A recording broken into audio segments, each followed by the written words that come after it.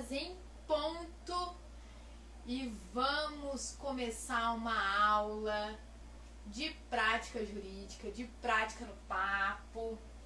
Boa noite todo mundo. Vamos entrando, vamos participando, unidos aqui.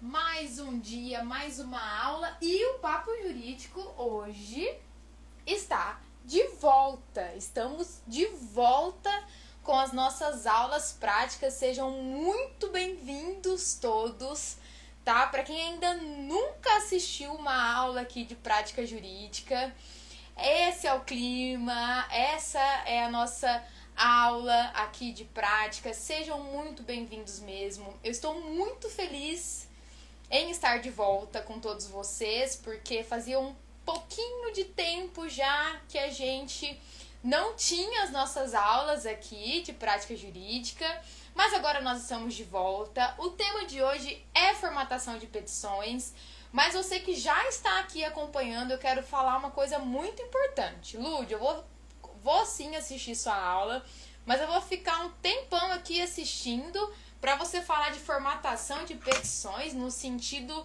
de fonte que eu devo utilizar, no sentido de espaçamento que eu devo utilizar. Gente, não é só isso, e eu jamais falaria só sobre isso com vocês se tratando de prática jurídica, né? Eu não poderia enganar vocês dessa forma, por isso venham, fiquem, permaneçam aqui. Mande para os seus amigos do direito aí que realmente estão preocupados com as petições práticas também, e não só com aquelas petições que a gente aprende, né, para o exame de ordem.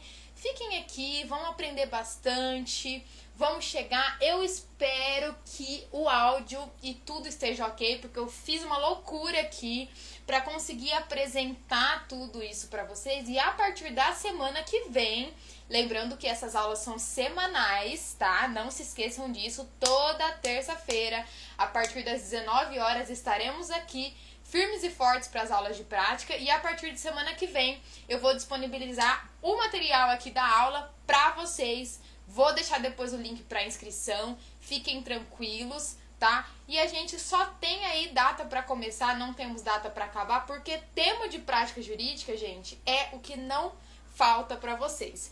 Então, o que a gente vai aprender hoje? Qual a lógica de uma petição? Se você pode ou não buscar outra fonte de apoio todas as vezes que for redigir uma petição, seja lá qual for. O que o juiz espera dessa petição, requisitos básicos de cada petição, organização lógica e estética da petição. Lud, você está falando de petição inicial? Você está falando de contestação? Você está falando de réplica contra razões a recurso de apelação, recurso especial, recurso extraordinário? Do que você está falando? Qual petição? Gente, formatação de petições no geral, porque quando você lidar ali com a prática no dia a dia, não é um tipo de petição que você vai fazer igual a gente estuda as petições mais cobradas na segunda fase do exame de ordem. Não é isso, exatamente isso que você vai fazer na prática. Na prática, nós temos centenas de petições para fazer, vários tipos, e dentro da mesma petição, do mesmo tipo de petição, pode ter vários tipos de abordagens diferentes, tá? Por isso, todo o raciocínio que eu vou passar aqui de formatação de petição na prática serve para toda e qualquer petição dentro do universo jurídico. Vai advogar? Vai prestar concurso? Quer ser juiz, promotor, desembargador, qualquer coisa no universo jurídico, você precisa aprender isso daqui, tá bom? Ó, então o primeiro ponto, qual é a lógica da petição? Todas as vezes que você sentar na frente do computador, sentou na frente do computador, vai iniciar uma petição, qual que é a lógica daquela petição? Qual que é o objetivo com aquela petição? Aonde você quer chegar com aquela petição? O que você precisa apresentar para o juiz? Sabe por que eu falo isso? Muitas das vezes que eu fui fazer petição, o que acontecia? Sentava na frente do computador e tinha dificuldade de iniciar ali aquela narrativa. Por quê? Eu não sabia a razão daquela petição. Eu não sabia porque ela existia. E no universo jurídico, todas as petições seja ela na fase inicial, na fase de instrução processual ou na fase recursal, todas elas possuem uma razão de existir. Entendem do que eu tô falando? Então, todas as vezes que você for redigir uma petição, você precisa entender qual a lógica dela. Todas as vezes, sentou ali, qual que é a lógica dela? O que eu quero com ela? Vou citar um exemplo aqui para vocês. Tá numa contestação. Qual que é o objetivo da contestação? Ai, Lud, que coisa tonta. Para de falar. Gente, é o mínimo, é o pontapé inicial de qualquer petição. Endereçamento, as demais observações a gente encontra em qualquer lugar.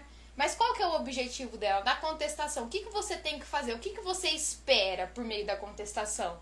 Ora, impugnar todos os fatos que foram apresentados na narrativa inicial, né, do requerente, do autor daquela ação, e demonstrar para o juiz que eu tenho razão por meio daquela contestação. Então, o que eu preciso? A partir do entendimento da razão de existir daquela petição, você vai conseguir redigir de uma forma diferente. Porque você sabe qual é o objetivo, qual a lógica daquela petição. O primeiro ponto é esse. Ai, Lúdia, achei que você ia ensinar a fazer endereçamento, eu tava esperando uma abordagem diferente, e não é o que eu tô esperando. Gente, é isso. Entendam a lógica. Sentou na frente do computador, vai iniciar uma petição? Qual que é a lógica? Vou contestar? Vou apelar? Por meio dessa contestação, o que eu busco? Uma procedência, uma improcedência, uma procedência em parte? Quais as provas que eu tenho? O que eu preciso explorar? Primeiro ponto tá bem claro aqui para vocês. Posso buscar outra fonte de apoio? Coloquei esse sim enorme, só que eu já coloquei aqui muita atenção nesse ponto. Todas as vezes, principalmente no início de carreira, é muito normal, completamente normal, todo mundo buscar fontes de pesquisa para deixar aquela petição melhor, para deixar aquela petição mais atrativa, podemos dizer. Só que, quando eu falo que vocês podem sim buscar outra fonte de apoio depois de entender a lógica da petição, que foi o ponto anterior, eu não falo somente de modelos. Eu não estou falando de modelos aqui. Então, Lud, como que eu posso buscar outra fonte de apoio se você não está falando de um modelo de petição? Por que eu não falo de modelo? Porque o modelo às vezes pode te engessar. Eu quero ir além do modelo, muito além do modelo. Eu quero ensinar vocês realmente a construir um raciocínio lógico. Gente, vocês são futuros, ou se já não são, advogados, profissionais da área do direito, então a gente precisa colocar a cabecinha para funcionar todas as vezes que estivermos fazendo qualquer petição no mundo jurídico. Então, quando eu falo que você pode encontrar outra fonte de apoio, você pode sim e deve. Mas o que é essa fonte de apoio? Essa fonte de apoio é você encontrar por meio de petições, por meio de jurisprudência, os julgamentos dentro daquele assunto. Se você, por exemplo, está contestando uma ação de indenização por danos morais, muito bacana você pegar esse tema, colocar filtro de jurisprudência e pesquisar assunto dentro daquele tema, dentro do seu estado e principalmente dentro da cidade que aquela ação irá tramitar. Sabe por quê? Por meio disso, você vai conseguir muito mais teses, muito mais fundamentos jurídicos do que por meio de um modelo.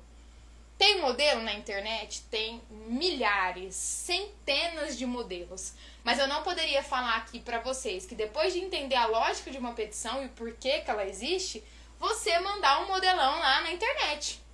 Eu não poderia jamais falar isso para vocês porque eu não estaria sendo sincera, gente. A jurisprudência, os julgados, os precedentes, traz um apoio muito gigantesco para vocês. Traz uma forma diferente. Às vezes, por exemplo, você pega um modelo lá, você não escutou a Lud aqui do Papo Jurídico e foi lá e pesquisou um modelão de contestação para indenização por danos morais. Beleza? Beleza. E aí você nem se atentou muito, copiou e colou todas as teses e mandou lá pro juízo. E, no final das contas, você acabou sendo prejudicado na ação. E depois você vai ler a sentença daquele juiz e entender o porquê, né, que você se deu mal naquela ação. E ele começa a apontar fatos que você nem sabia, argumentações que você nem entendia. Por quê? Porque você utilizou o modelo e esse modelo estava desatualizado e tá? Por meio de site do tribunal, por meio do Jus Brasil, porque tem uma infinidade, sem contar nas teses, sem contar no modo de apresentação, na linguagem. Me escutem, façam essa experiência e depois me digam o que acharam, tá? O que o juiz espera na petição, o que o juiz espera da petição. Uma pausa aqui, gente. Agora, sério mesmo. O que acontece? A gente acaba de se formar, ingressa finalmente no universo jurídico, na prática jurídica, fica louco para redigir uma petição, fica louco para fazer uma contestação, um agravo, qualquer coisa. Mas vocês já pararam para pensar como que o juiz recebe isso? Já pararam para pensar? Por quê? Na prática, quem ainda não está aí no meio da prática, mas vai entrar, já saibam de uma coisa de antemão que eu vou aqui adiantar para vocês. A gente costuma falar assim, você está pesquisando bastante jurisprudência? Pois bem, o juiz não vai nem ler a sua jurisprudência. O juiz não vai nem ler a sua petição, a sua argumentação jurídica. E não é completamente dessa forma. A gente costuma falar assim, até de um jeito agressivo, né? Até parecendo que o juiz não aprecia nada que a gente fala, mas não é nesse sentido. É no sentido de você ter teses jurídicas em mãos, ter embasamento e querer colocar muita coisa dentro disso. Tornar a sua petição extremamente cansativa. E isso sim, o juiz não tem uma apreciação conforme você espera, de acordo com o que você espera. Se você coloca uma tese de doutorado na sua inicial, se você escreve 150 páginas numa ação de indenização por danos morais, se você coloca 150 páginas numa queixa-crime. Lud, você tá falando que é simplona a petição, só posso colocar 2 páginas? Gente, vocês precisam ser objetivos. Se todas as informações que vocês colocam na petição, você vem sendo objetivo, claro, direto ao ponto, então é isso que falta. Então é isso que não falta. Então tá tudo certo. Mas ao contrário, o pessoal costuma colocar coisas que não são necessárias. Vamos lá. Juiz faz a leitura da inicial? Foi isso que eu acabei de falar. É um mito da prática. Lógico que ele faz. É óbvio que ele faz. Tá? Óbvio que ele faz. Mas não sendo uma petição cansativa, insuportável de ler. Não é isso que o juiz quer. E depois, até o final dessa aula, vocês vão entender e vai ficar tudo mais claro. Entendam que cada ponto disso daqui, cada slide, tem uma ligação com o outro. Vocês só vão consolidar o entendimento até o final da aula, tá? Então é um mito, claro que o juiz lê a sua petição. Segundo ponto, quantidade é qualidade? Não. Definitivamente não. Lud, mas eu posso escrever uma petição de 3 folhas? Claro que pode. Tá tudo lá? Todos os requisitos da petição inicial estão lá, requisitos da contestação, requisitos do agravo de instrumento. Tá tudo que você precisa lá? Tá. De forma objetiva, clara e direto ao ponto? Está. Então pode ser 3 páginas, 2, 4. Isso vai depender do seu contexto jurídico, do que o seu cliente apresentou, das suas teses úteis apresentadas naquela petição. O que eu quero dizer aqui? Cuidado com o apontamento das teses jurídicas, tá? É necessário separar. Porque o que acontece com a gente no início da carreira? Você quer mostrar serviço, ora. Mas com o tempo você percebe, e eu espero que vocês nem tenham que passar por essa transição, porque eu já estou ensinando aqui o beabá, que não é necessário. Não é necessário colocar, discorrer, ficar horas e horas fazendo uma petição, se com um modo bom de escrita, o modo bom de apresentação e uma estruturação lógica na sua petição, o juiz vai apreciar muito, assim, muito melhor, tá? Muito melhor mesmo. Fatos e direito. Como apresentar? O que está acontecendo? Eu vejo muitas petições grandes, gigantes e sem necessidade. E o que aconteceu com o direito de uns anos pra cá? Algumas pessoas criticam, outras pessoas elogiam, e eu sou da corrente que elogia e elogia muito.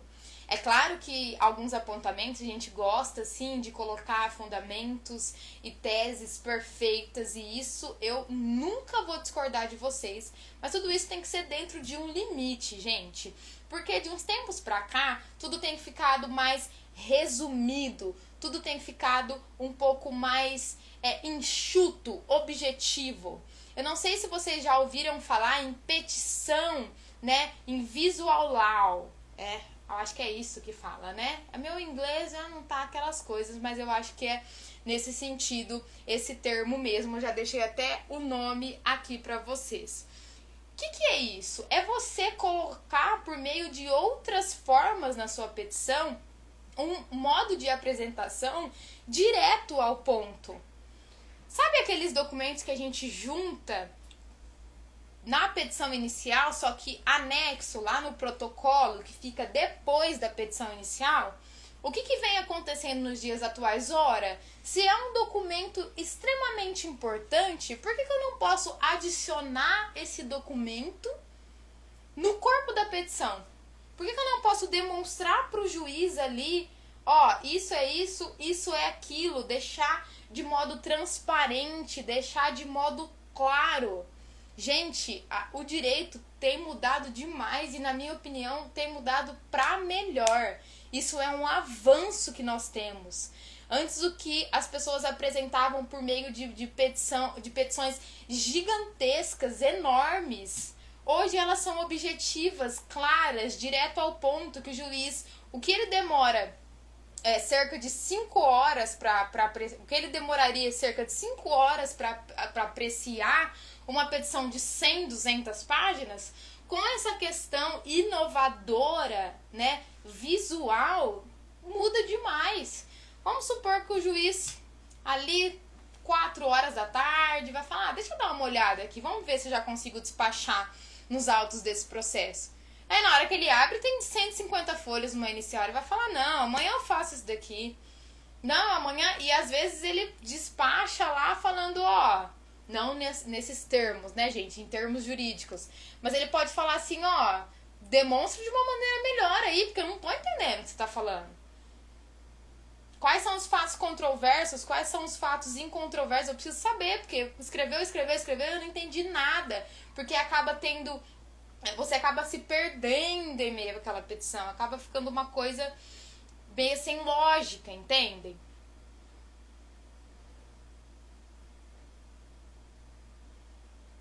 Gente, eu tô olhando aqui porque travou. Agora eu não sei. Deixa eu dar uma olhadinha. Se é o meu computador aqui que travou ou se tá tudo certo. Eu espero que esteja tudo certo. Sozinha aqui é difícil.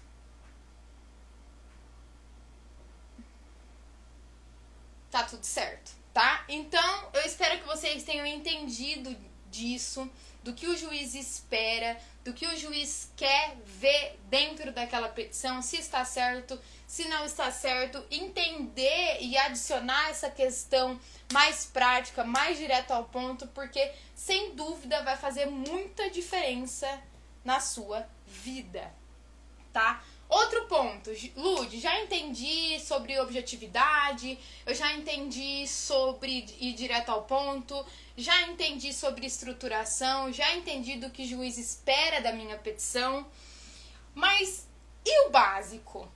E de acordo com a lei, o que eu preciso exatamente saber? Gente, requisitos mínimos. Além de todas as fundamentações jurídicas que você utiliza numa peça, de todas as razões, de todas as teses e da estruturação, que é o próximo ponto que eu vou falar aqui para vocês, existem os requisitos mínimos.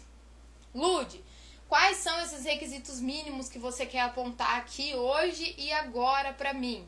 Gente, todas as vezes que vocês forem redigir uma petição, por óbvio, pela prática jurídica, vocês precisam saber em qual rito aquela petição vai tramitar, aquela contestação, em qual rito aquela ação está tramitando, para que você saiba qual lei está sendo aplicada. Procedimento comum dentro do CPC, dentro do Código de Processo Penal, dentro da CLT, qual que é o procedimento daquela ação? Sabe a linha do tempo que a gente aprende na faculdade ou que você ainda irá aprender?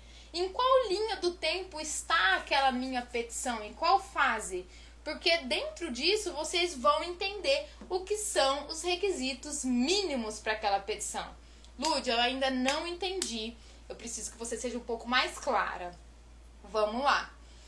Requisitos mínimos dentro da lei.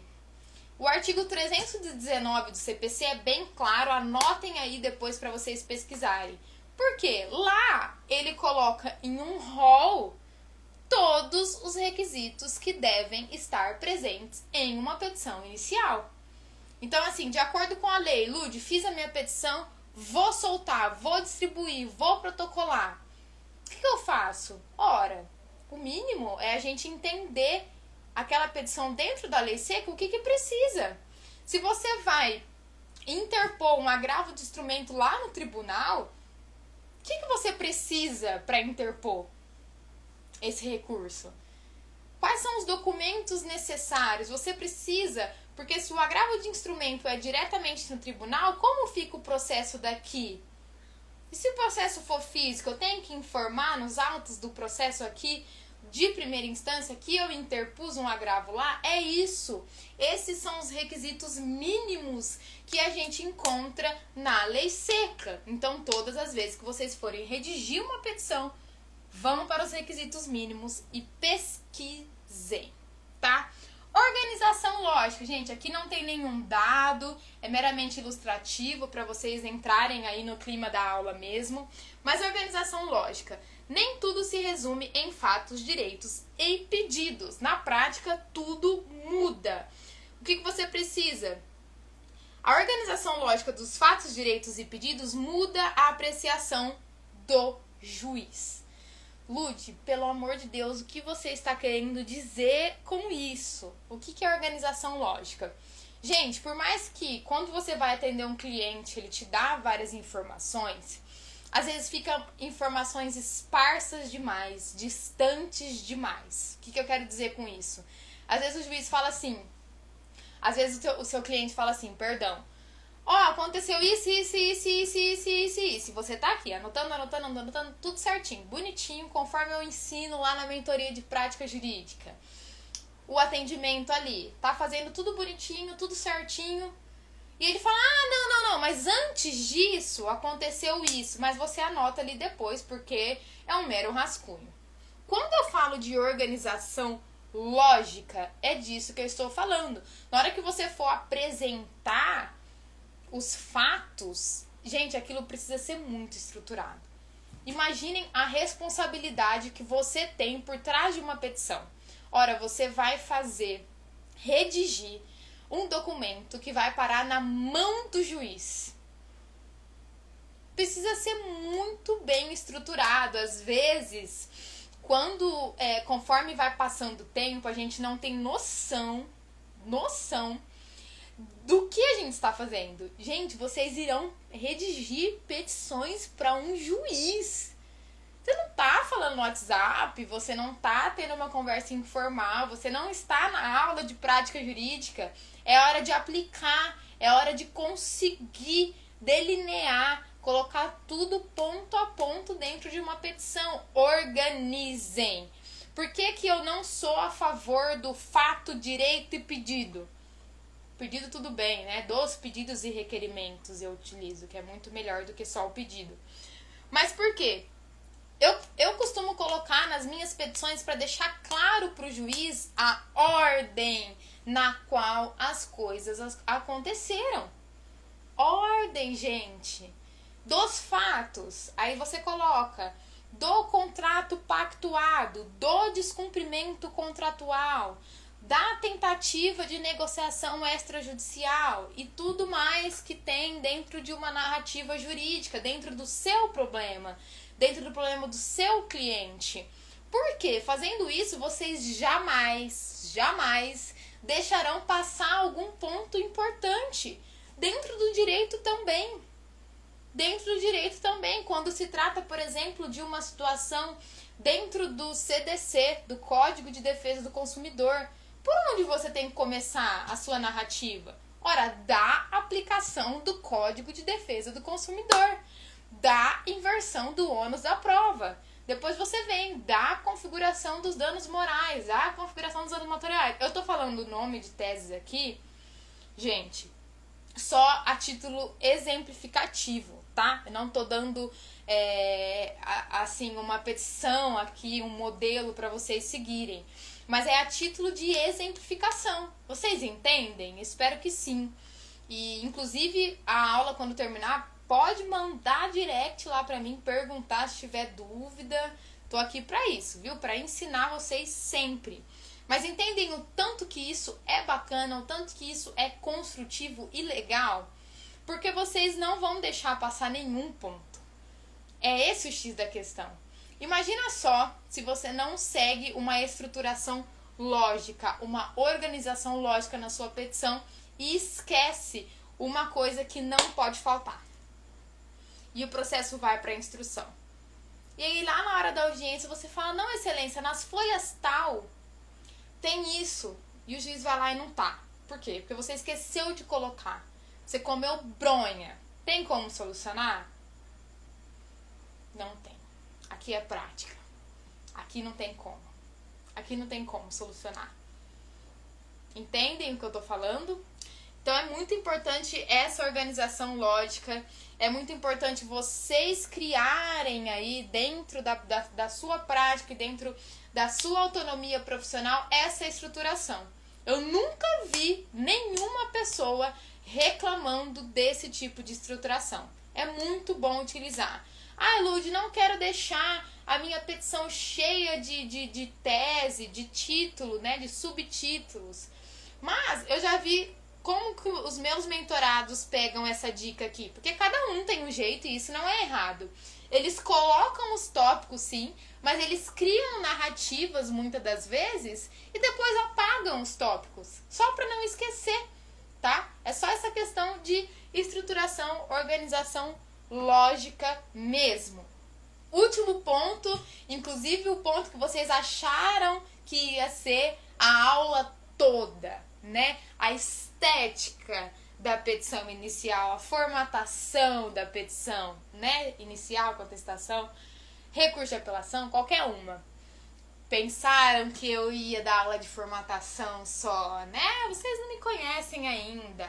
É muito mais profundo do que vocês imaginam e essa aula é inaugural, vocês não sabem o que vem por aí. Estética da petição passo a passo. Você precisa estar atento aos detalhes. Passo 1. Escolha sua fonte. O que a gente vê muito por aí acontecendo?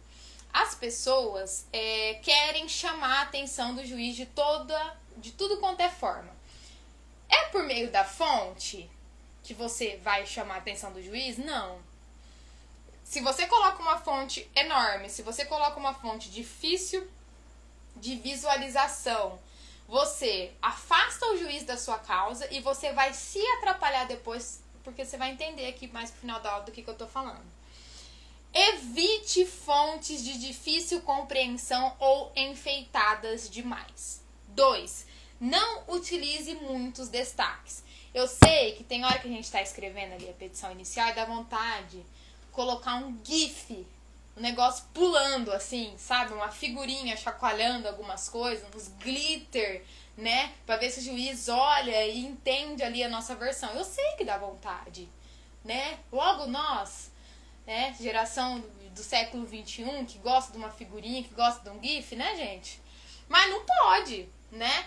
E aí, o que acontece? Ao invés da pessoa, por meio da escrita, começar a chamar a atenção do juiz, vai lá e um monte de destaque, um monte de negrito, um monte de sublinhado e ele vai ver. Meu querido, minha querida, vocês vão entender daqui a pouco por que isso é insuportável. Torna a petição cansativa. Ao invés de você chamar a atenção do juiz aproximando ele da causa, você vai afastar ele da sua petição. Ele vai te odiar, tá? Ele vai te odiar. Passo 3. Evitem repetições de argumentações. A gente acostuma um pouco com o trabalho, a gente acostuma um pouco com a questão do TCC, do doutorado, às vezes, de uma tese. Enfim, a gente é advogado, né? Nós somos advogados, nós somos do universo jurídico. Às vezes a gente gosta de dar uma repetida nas coisas, né, gente? Mas evitem isso na petição. Repetição de argumentação e tese jurídica não é a mesma coisa que convencimento e persuasão. São duas coisas completamente diferentes. Você convencer por meio da sua petição é diferente de ficar nessa repetição chata, porque isso, mais uma vez, afasta o juiz. Passo 4, lembrete. Você terá que ler várias vezes sua petição ao longo da instrução processual. Agora, faz sentido para vocês esses passos aqui? Tudo que eu falei desde o começo dessa aula? Eu espero que sim. Sabe por quê? Você vai ter que ler a sua petição. Posso falar dezenas de vezes. Dezenas de vezes vocês terão que ler a petição. A petição inicial, a contestação ou a réplica, o recurso, as contrarrazões. Você terá que ler, que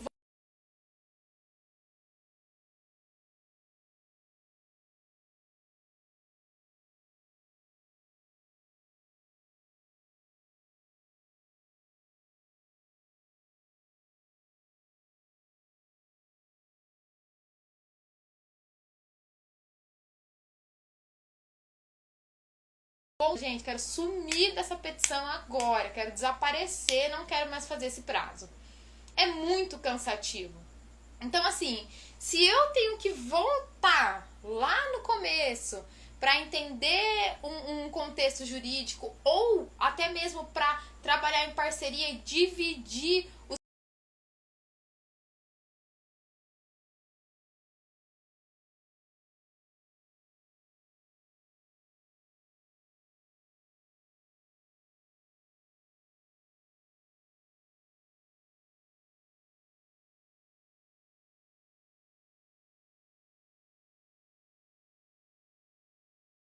serviço com o meu amigo, né, com o meu colega de trabalho, por que eu vou utilizar todas essas coisas aqui ruins? Usar a fonte, repetitivo, ser chato. Tem gente que repete tanto as coisas na petição que acaba se perdendo demais. Então não façam isso. Sigam esses passos, tá? Essas recomendações. Ali, quanto menos é mais. Menos é mais. É isso que eu tenho pra falar pra vocês.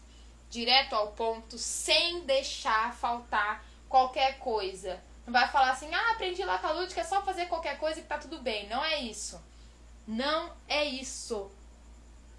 Olha lá, tem um cara aqui falando. Oi, boa noite, viu? Seja bem-vinda aqui ao Papo Jurídico. Eu sou estagiário do Fórum da cidade do Guarujá e tenho umas petições com fontes imensas.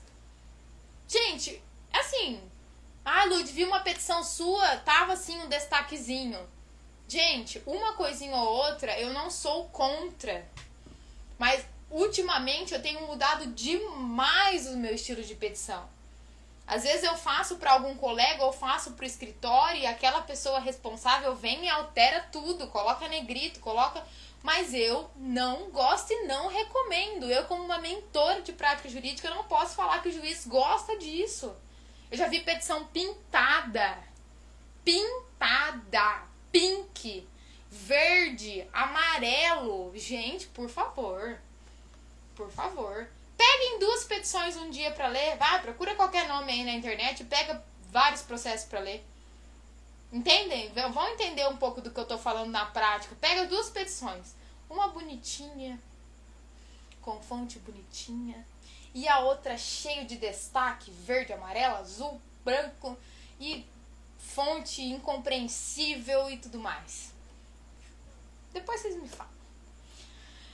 Eu não vou prolongar mais essa aula. Prometi que ia tentar passar todo o conteúdo para vocês sem deixar vocês por mais de 1 hora aí do outro lado da tela. Deixe seu comentário, já vou deixar essa live lá para vocês assistirem depois, com mais tempo. Às vezes você só passou por aqui, às vezes você chegou agora do meio pra frente. Eu não deixo vocês na mão. A Lud deixa a live para vocês assistirem. Semana que vem tem mais. Deixe seu comentário lá se você gostou dessa aula. Envie a sua dúvida, filho de Deus. Eu sempre quis ter uma pessoa como eu sou para vocês. Na minha época da faculdade eu não tinha uma pessoa. E agora eu tô aqui para vocês, disponível, tá? Deixa a sua dúvida, mande essa aula para os seus amigos. Semana que vem nós temos um tema quentíssimo. Será que eu falo? Não vou falar. Vou fazer suspense, que é mais legal. Temos um tema quentíssimo com material. Acredito que a partir de amanhã eu já consigo disponibilizar o link para vocês receberem no e-mail, imprimir, acompanhar no celular. Porque aqui Papo Jurídico é tecnologia, né, gente? Vocês viram tudo aqui que eu fiz para vocês? Daqui pra frente é só conteúdo sem parar, aula semanal. Anotem aí, toda terça às 19 horas, deixe seu comentário, participem, interajam comigo, porque aqui é prática no papo, né? Envie a sua dúvida no direct se quiser. O meu e-mail tá aqui, eu não sei se vai dar pra enxergar, juridicopapo@gmail.com. Coisas mais complexas, eu recomendo que vocês enviem pra mim diretamente lá. Eu espero que vocês tenham entendido, gostado da aula. Espero vocês na semana que vem. E aqui é Prática Jurídica, sempre eu ensinando vocês aquilo que realmente importa, a prática jurídica. Até a próxima, gente. Boa noite para todos vocês.